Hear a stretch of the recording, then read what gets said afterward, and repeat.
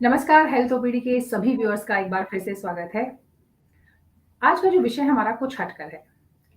अपने हाथ में घड़ी पहनते हैं हम लोग, मोबाइल में घड़ी रखते हैं, घर की दीवार पर घड़ी रखते हैं, लेकिन एक घड़ी है जो इन सबसे ज़्यादा इम्पोर्टेंट है और उस घड़ी को हम सबसे ज़्यादा नज़रअंदाज भी करते हैं। वो घड़ी है हमारे शरीर की घड़ी, जिसे हम जैविक घड़ी या फिर बॉडी क्लॉक भी बोलते हैं।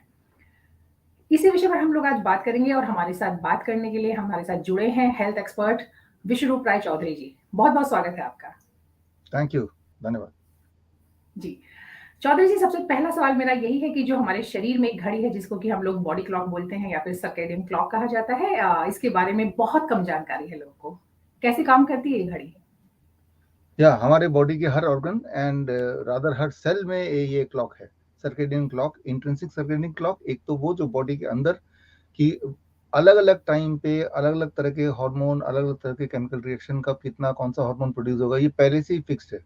सोने से पहले कौन सा हार्मोन प्रोड्यूस होगा, उठने के बाद कौन सा होगा, ये पहले से ही, कितना पहले से, करीब आज से करीब 2.5 लाख साल पहले ही, अगर आप हिस्ट्री की किताब पढ़े हैं तो आपको पता है एक टाइम था जब इंसान को आग जलाना भी नहीं आता था। यानी कि उनके लिए लाइट का मतलब जो धूप निकलती थी या सनलाइट, दैट इज इट। यानी कि शाम के बाद उनको सिर्फ अंधेरा दिखेगा, यानी कि ब्राइट लाइट नहीं दिखेगी, उसके लिए अगले दिन सुबह का इंतजार करना पड़ेगा। तो that is the outside Q, जिससे दिन रात का पता चलता था। अकॉर्डिंगली बॉडी के अंदर क्लॉक सेट हो गया कि रात है तो इंसान रात को खाएगा नहीं, सुबह है तो जरूर खाएगा। तो accordingly pancreas are more active, most active at 8 a.m. in the morning, and pancreas, it switches off at 8 p.m. in the morning, in the evening. मतलब ये कि जो खाना आप सुबह खाते हैं, वो 2 घंटे बाद ब्लड शुगर चेक करेंगे तो it will be almost normal, for example. लेकिन वही वाला क्वांटिटी अगर शाम को खाएंगे 8 बजे, जब पेनक्रियास सो गया है, उसके 2 घंटे बाद जब पोस्ट पैनल चेक करेंगे तो आपको 50 यूनिट का mg पर डेसीलीटर का फर्क दिखेगा। तो ये जस्ट एग्जांपल के लिए, that is a body clock of pancreas, that it wakes up at 8 a.m., it goes to sleep at 8 p.m. तो ये सारे बॉडी में अलग अलग सेल्स के, ऑर्गन के अपने अपने क्लॉक हैं जो कि तब के बने हुए हैं। लेकिन अभी हमारे लाइफस्टाइल कि हम सुबह 6 बजे से खाना शुरू करते हैं और रात के 12 बजे तक खाना खाते हैं, राइट। तो दैट इज, हम अपने बॉडी क्लॉक को बिगाड़ रहे हैं। इसे बोलते हैं सर्केडियन रिदम। इनफैक्ट 2017 का जो नोबेल प्राइज विनिंग साइंस है वो भी इसी पे है।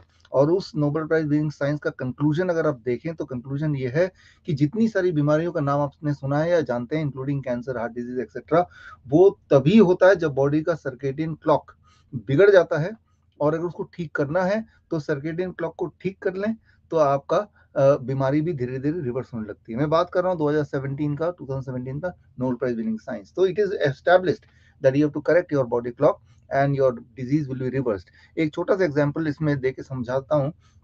आपके घर में जो घड़ी है, मान लीजिए वही घड़ी सारे लोग रेफर करते हैं, उस घड़ी में मैं छेड़छाड़ कर देता हूँ, आधा घंटा उसको मैं पीछे कर देता हूँ।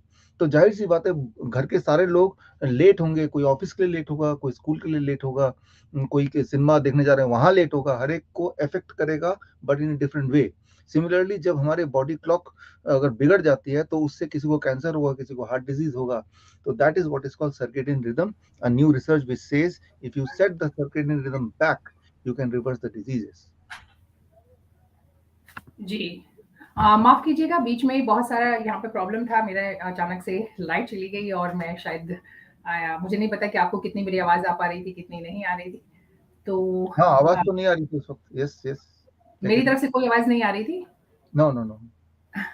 जी, माफ़ कीजिएगा, मैं वैसे जो लोग हमसे जुड़े हुए हैं, मैं कुछ लोग जुड़ चुके हैं ऑलरेडी, उनकी तरफ से मतलब उनके लिए मुझे खराब लग रहा है कि अचानक से बीच में थोड़ा-सा डिस्टर्बेंस हो गई। तो आपने जो बातचीत की मुझे उम्मीद है मैंने ज़रूर मिस की है, लेकिन बाकी लोगों ने सुनी होगी। ये जो आप राइट। बात कर रहे थे अभी जी, जी, कि किस तरीके से जो सर्केडियन क्लॉक है उसमें गड़बड़ हो जाती है। गड़बड़ किस तरीके से होती है, हमें कैसे पता चलता है? क्या हमारी नींद खराब होने लगती है, हमारा जो चैन है वो खत्म होने लगता है, कैसे पता चलता है?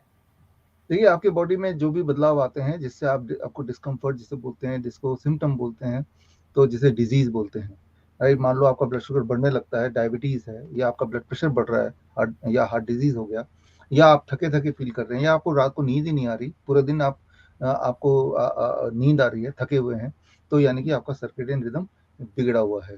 जो भी डिस्कम्फर्ट आपको है, वो डिस्कम्फर्ट के पीछे अगर जाएंगे पीछे के पीछे, तो वो कारण है आपके जो बायोलॉजिकल क्लॉक है वो बिगड़ गया है। मतलब ये कि बायोलॉजिकल क्लॉक को आप ठीक कर लें तो आपको ये सारे प्रॉब्लम्स अपने आप ही सेट होने लगेगा। ठीक उसी तरह से जो एग्जांपल मैंने अभी दिया था कि आपके घर की घड़ी को मैंने छेड़ा, उससे सबका रूटीन बिगड़ गया। उस घड़ी को जैसे ही मैं वापस ठीक करता हूँ, आधे घंटा वापस ले आता हूँ अपने पटरी पे, तो जो स्कूल जाता है बच्चा वो टाइम पे जाने लगेगा, जो ऑफिस जाता है वो भी टाइम पे जाने लगेगा।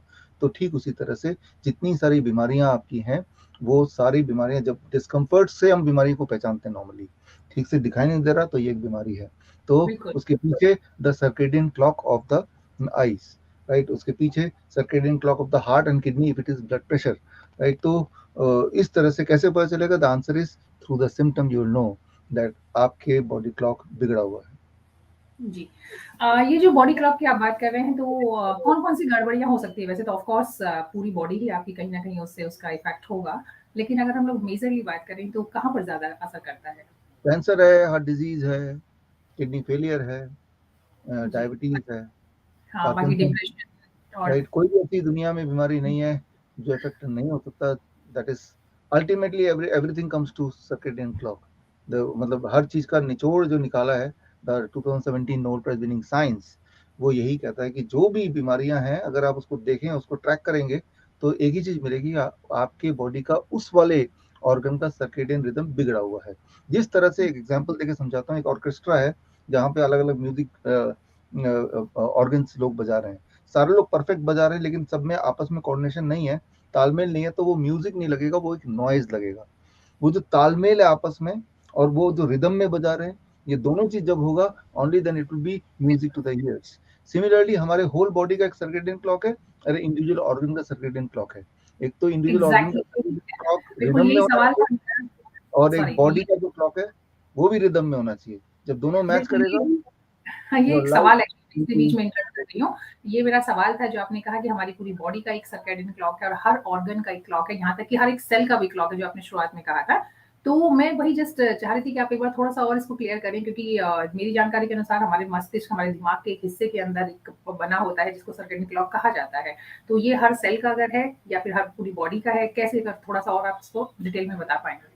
देखिए, हर सेल का है और हर ऑर्गन का है, उसे बोलते हैं इंट्रिंसिक बॉडी क्लॉक, राइट। और जो आप बात कर रहे हैं मस्तिष्क के अंदर जो है वो है एक्सट्रिंसिक, मतलब जो आउटसाइड वर्ल्ड से क्लू लेता है, राइट, कि अब दिन है अब रात है, उसके हिसाब से। जो इंट्रिंसिक है बॉडी के अंदर, वो एक सिंक्रोनी में चलता रहता है, बाहर के रात दिन को एजम्पशन पे चलता रहता है, बाहर के क्लू को, बाहर का क्लू और अंदर का जो एजम्पशन अगर मैच नहीं करेगा, तो that will become a noise, right. So circadian clock दो तरह से, एक्सटेंसिव जो the one which you are talking, intensive the one which I am talking, दोनों का तालमेल बजना रहना।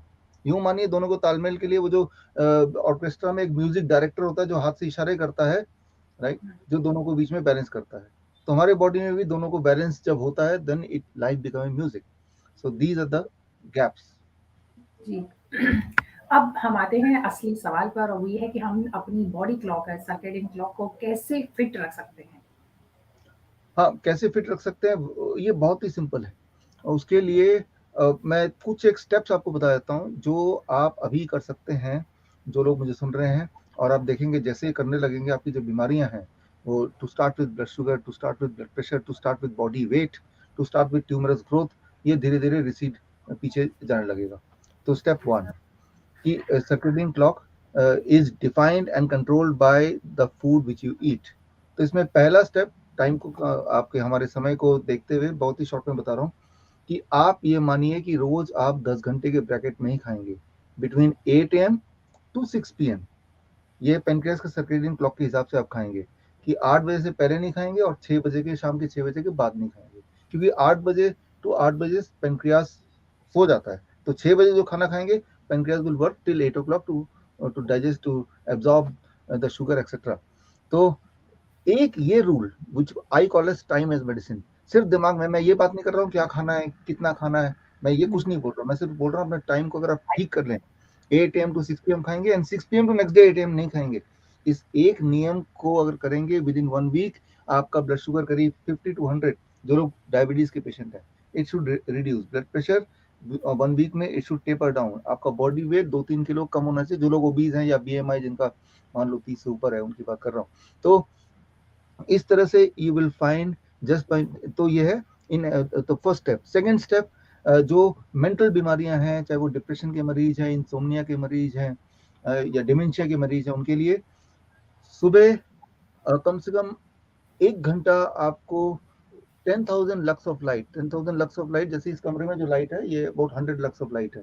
अभी अगर मैं दरवाजा खोल दूं और बाहर का धूप आ जाएगा तो 1 लाख लक्स ऑफ लाइट है। मैं मिनिमम 10,000 लक्स ऑफ लाइट, मतलब सिंपली आप समझ लीजिए कि उजाले में रहना है, बहुत ब्राइटनेस में रहना है फॉर 1 आवर, एटलीस्ट 1 आवर। और रात को 6 बजे के बाद डार्कनेस में रहना है।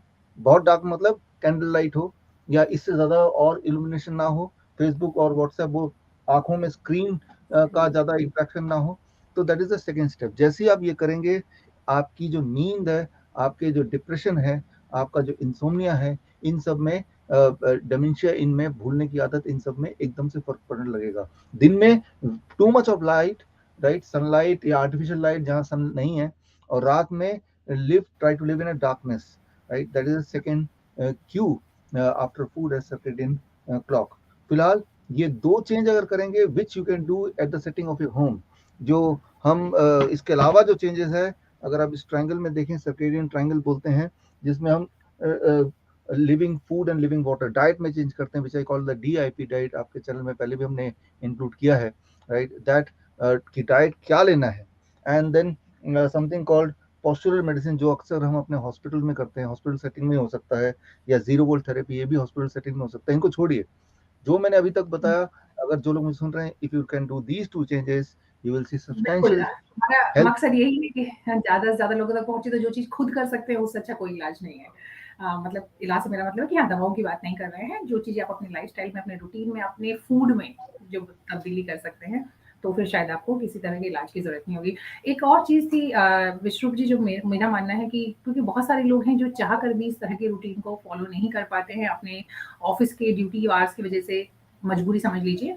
तो संभवतः एक चीज़ हम लोग इसमें ऐड कर सकते हैं शायद, कि अगर आप चाह कर भी साइड टाइम पे नहीं सो पा रहे हैं, टाइम पे नहीं उठ पा रहे हैं, तो जो बाकी चीज़ें उनको रिदम में रखिए। जैसे कि मान लीजिए अगर आप लेट सोते हैं तो फिर आप एक टाइम फिक्स कीजिए। ऐसा नहीं होना चाहिए एक दिन आप 9 बजे सो रहे हैं, अगले दिन आप 12 बजे 1 बजे सोएँ। अगर आप 12 सोते हैं तो फिर आप 12 ही सोइए, तो एटलीस्ट झटका नहीं लगेगा आपकी बॉडी को। आई होप मैं सही कह रही हूँ। देखिए, ये पूरे दुनिया में देखा गया है, जो शिफ्ट वर्कर है, जो रात को काम करते हैं, दिन में सोते हैं, उनकी आयु कम होती है।